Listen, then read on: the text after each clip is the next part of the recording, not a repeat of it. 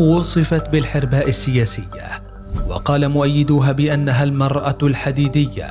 ورثت الكثير من الملفات العالقة من جونسون، وأمامها مهمة معقدة لإنقاذ البلاد. طالبت من قبل بإلغاء الملكية، وتملك تاريخا طويلا من التقلبات السياسية. من عائلة يسارية وقاتلت للوصول لما تريد، تحولت من راديكالية إلى حاملة علم الجناح اليميني في حزب المحافظين.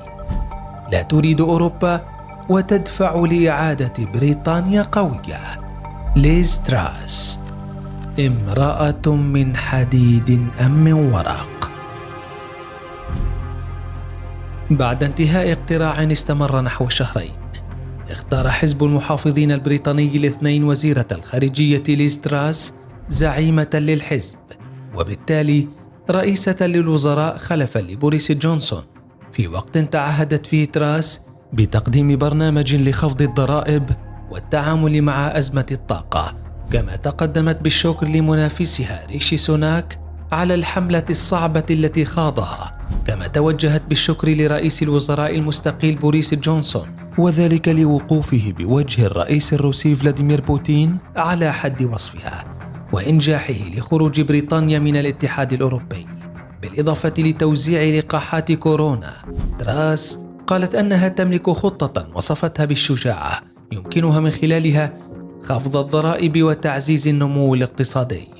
الذي تراجع لأدنى المستويات في عهد جونسون، والذي بدوره استقال من منصبه بعد انقلاب حكومته عليه بسبب الفضائح المتكررة التي انتشرت عنه. تراس التي اختارها أعضاء حزب المحافظين البريطاني البالغ عددهم نحو 160 ألف شخص،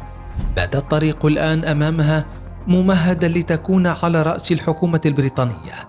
بعدما شكك الكثيرون باحتمالية وصولها لهذا المنصب، وقال البعض أنها ستهزم لا محال، لكنها خالفت التوقعات لتصل للمكان الذي تريد. فمن هي المرأة التي ستحكم بريطانيا من اليوم؟ وماذا عن تاريخها المتقلب؟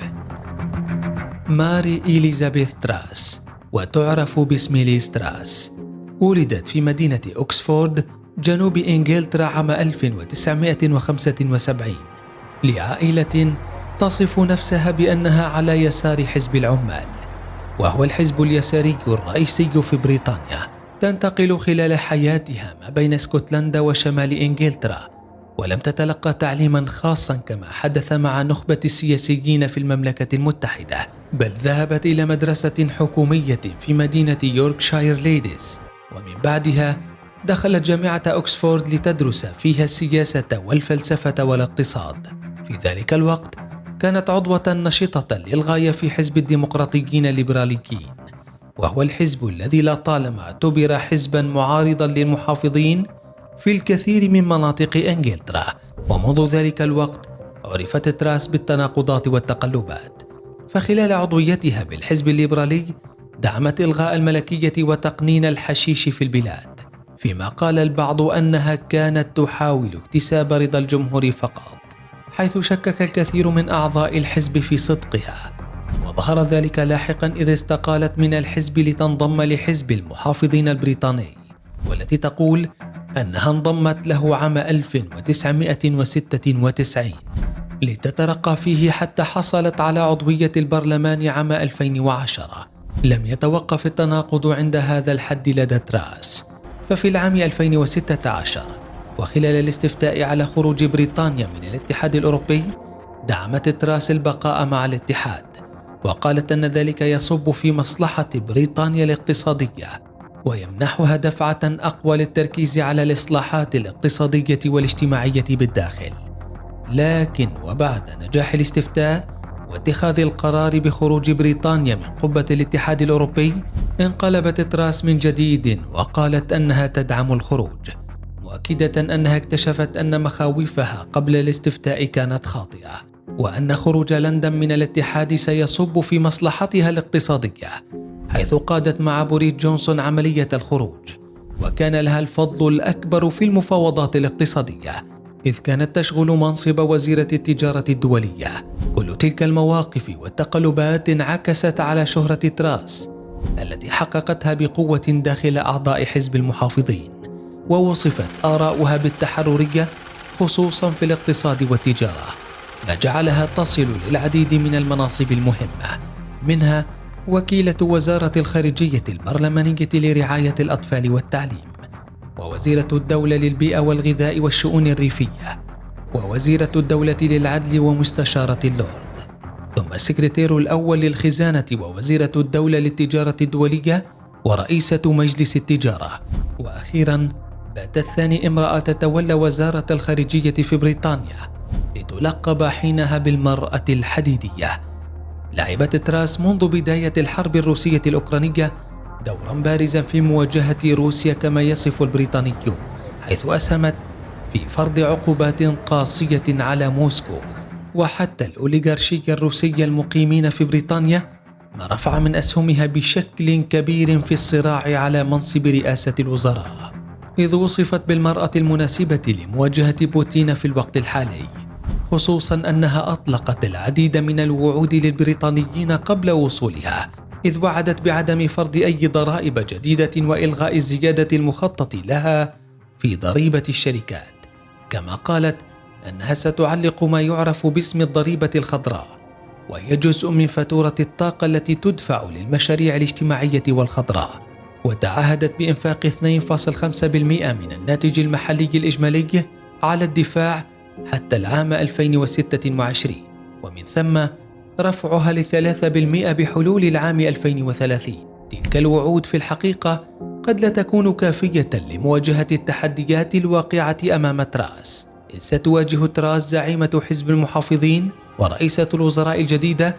إرثا يوصف بالثقيل وفي وقت سيء للغاية، حيث يتحتم عليها مواجهة تحديات داخلية وخارجية وإيجاد حلول لها. ففي داخل المملكة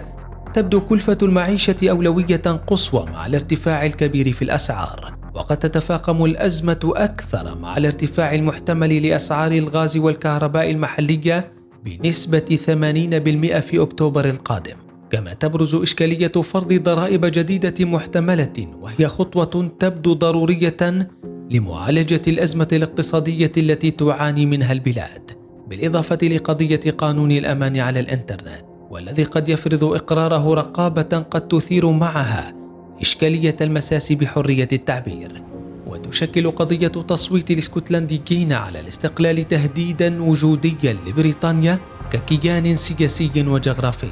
سيكون على تراس أن تعالجها بأي ثمن مقابل عدم خسارة أرض جديدة. يضاف لذلك قضية بنك إنجلترا المتهم مديره بالتباطؤ في رفع أسعار الفائدة وسعيه لنيل استقلال تنظيمي بذريعة أن التدخل السياسي قد يقوض ثقة المستثمرين. أما خارج حدود المملكة المتحدة فتتصدر حرب روسيا على أوكرانيا الأولويات، وما تحمله من أسئلة بشأن العلاقة مع كييف بعد رحيل جونسون المتمتع بشعبية كبيرة لدى الأوكرانيين، خاصة رئيسهم فلوديمير زيلينسكي. ويتضح أمام مسألة الدعم البريطاني لكييف أحد تلك التحديات التي ستواجه تراس، خاصة ما يتعلق بوتيرة الدعم العسكري، إذ قدمت بريطانيا حتى الآن مساعدات قيمتها تتجاوز $2,700,000,000 إضافة إلى تدريب الجنود الأوكرانيين. وفي ذات الأهمية تظهر تبعات خروج بريطانيا من الاتحاد الأوروبي وما بقي ساريا من قوانين الاتحاد ضمن أراضيها حتى الآن، والتي يجب حلها سريعا ليكون لبريطانيا هامش أكبر لتحسين اقتصادها وإعادة توازنه. من جانب آخر تظهر العلاقة مع بعض القادة الأوروبيين، خصوصا الرئيس الفرنسي إيمانويل ماكرون، حيث أثيرت ضجة قبل أيام بشأن العلاقة معه، حين امتنعت عن الإجابة على سؤال بشأن إذا كانت تعد الرئيس ماكرون صديقا أو عدوا لبلادها، مكتفية بالقول إنها ستحكم عليه بناء على أفعاله، وهو ما رد عليه ماكرون بقوله إن المملكة المتحدة دولة صديقة وقوية وحليفة بغض النظر عمن يقودها. ومن تلك التحديات أيضا ما يعرف ببروتوكول إيرلندا الشمالية، وهي مسألة توصف بالحساسة قد تؤدي في نهاية المطاف لحرب تجارية مع الاتحاد الأوروبي. تؤكد تراس أنها عازمة على حل جميع القضايا العالقة، فيما يقول الكثيرون أنها ستكمل ما بدأه جونسون دون أي قلق، لكنها ستمنح البريطانيين بعض الأمل لتتمكن من العمل بهدوء على القضايا الخارجية، ويبقى الحكم في النهاية للأيام القادمة بالتأكيد.